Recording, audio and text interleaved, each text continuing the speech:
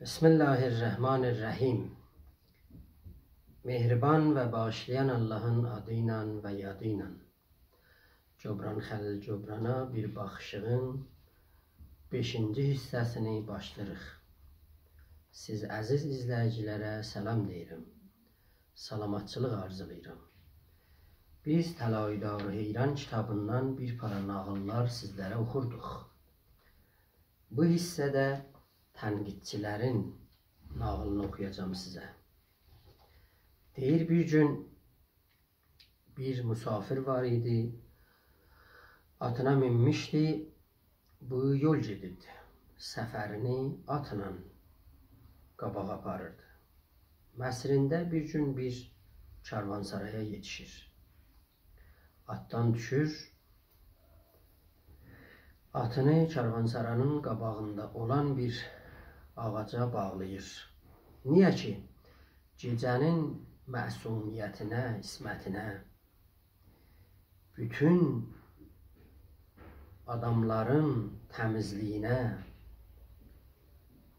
o musafirlərin salim olmasına inancı var idi, inanırdı. Sonra girir karvansaranın içinə. Gecənin yarısı ki, bütün musafirlər yatmışdılar, birdən bir oğru gəlib musafirin atını oğurluyur. Elə oğurluyur ki, bir kəsin xəbəri olmur.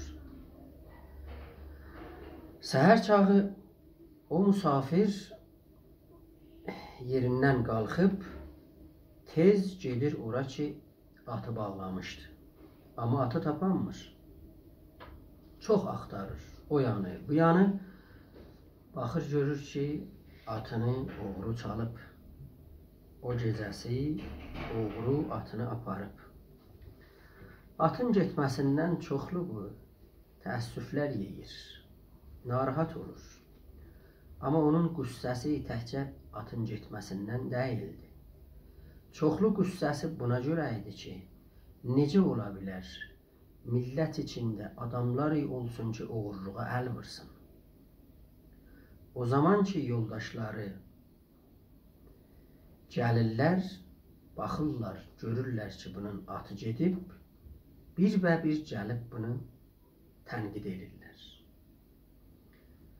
Yığışırlar bunun dövrəsinə, deyirlər ki, ay kişi, sən nə qədər axmaq adamsan və sən atıyı niyə təvlədən eşdə bağlırdın?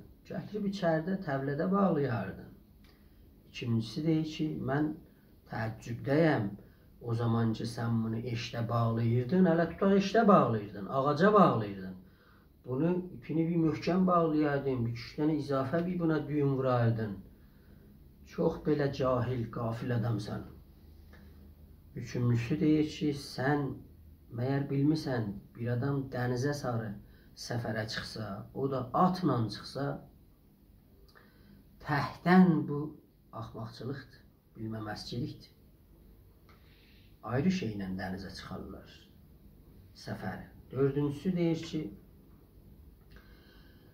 mənim nəzərimi soruşsaz, mən deyə bilirəm, səfər üçün hər kim atı seçsə, çox axmaq adamdır. Ağıllı adam atı niyə seçir səfər üçün? Bu musafir görür ki, bunlar fəsahətlə, bəlağətlə danışırlar.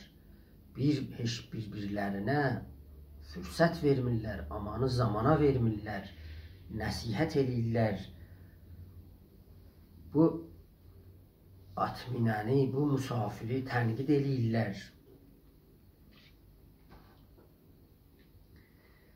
Bu atı gedən bunların sözlərinə diqqət ilə qulaq asırdı.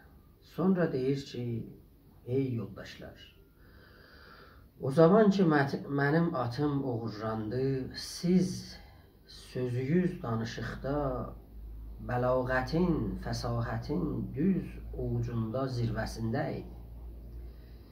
Bir və bir dalbadal mənim xətalarımı saymaqda, yanlışlarımı saymaqda, bir-birinizdən elə qabağa keçirdiniz ki, mən təəccübdə idim. Amma o şey ki, məni təəccübümü çox çoxaldır, o budur ki, siz ki, bir belə bəyandan qüdrətiniz var, hünəriniz var, heç sizin içinizdə bir nəfər olmadı ki, bu at oğrusundan da bir söhbət eləyə, deyə ki, bu at oğrusu kim idi, niyə bunu uğurladı? At oğrusundan danışmaq olmur. Sağ olasınız, gələn görüşə qədər.